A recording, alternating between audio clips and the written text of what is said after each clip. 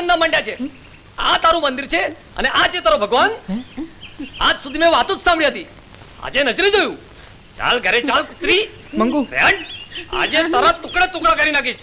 આજે તો તારી વલે કરું છું. તે કાળ મુખી છગન, આ શું જંગલીપણું છે? આજે અમે બેઠા છીએ ન્યાય કરવા વાળા. બતાવ, શી બાબત છે? શું વાત કરું માલિક, ધણીને તો ખાઈ ગયા કાળ મુખી, તોય હજી મન ભરાયું નથી. તો ચિનાલ પડું કરવા નીકળી જા વાજાવાળા સાથે. છગન, તને શરમ નથી આવતી તારી દીકરીને આવી ગાળો દેતા? વાંક તો આ નીચનો છે જેણે આ વિધવાને ફોસલાવી છે. આની સજા તો અમે આપીશું. નાલાયક આવા ધંધા કરે છે. ના ઠાકોર સાહેબ. ઉભા રહો નાના ઠાકોર. કોઈને દોષી માનતા પહેલા હકીકત તો જાણી લો. અને આમ અત્યાચાર કરવાથી ન્યાય તો નહીં મળે ને? અરે સંગ, અમે આમ અન્યાય નહીં થવા દઈએ.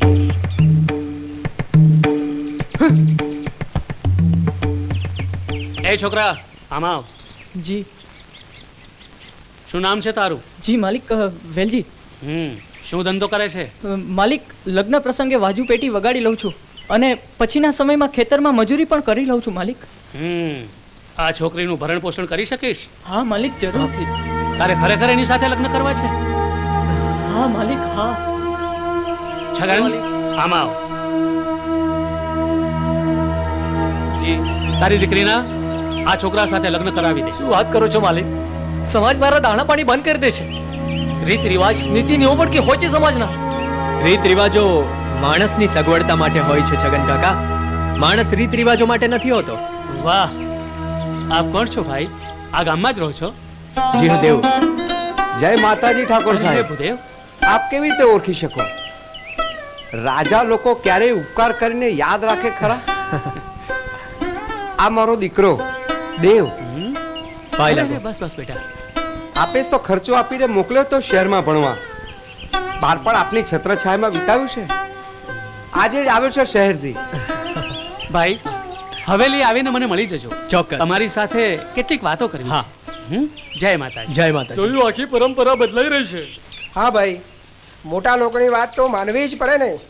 મોટા લોકોની વાત તો મોટા જ જાણે.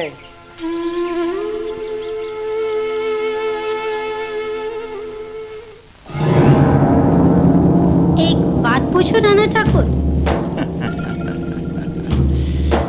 શું છે? એક નાની અમથી વાત ઉપર તો તમે રાતા પીળા થઈ ગયા. ક્યાંક છગનની વિધવા દીકરીની જોવાની તો આંખોમાં નહોતી વસી ગઈ ને? જમના સમાજના બનાવેલા રીત રિવાજોની રક્ષા અમારા જેવા ઠાકુરો કરતા આવ્યા છે ને આવી તુચ્છ વાતો કરનારાના અમે મોં બંધ કરી દઈએ છીએ. મારું મોં બંધ કરવાથી તમારી ટેવ તો નથી બદલી જવાની નાના ઠાકોર. કોઈ છોકરીની જુવાની લૂંટી દારૂની ખાલી બોટલની જેમ ફેંકી દો છો. ફરક એટલો છે કે દારૂના પૈસા પહેલા આપો છો અને અમારા પછી.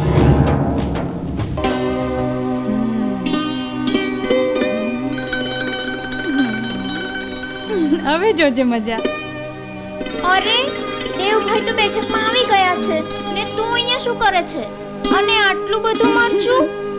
બહુ મોટા ડોક્ટર બનવા નીકળી પડ્યા છે. ખબર તો પડે કે અમારી કચોરીમાં શું હોય છે. હે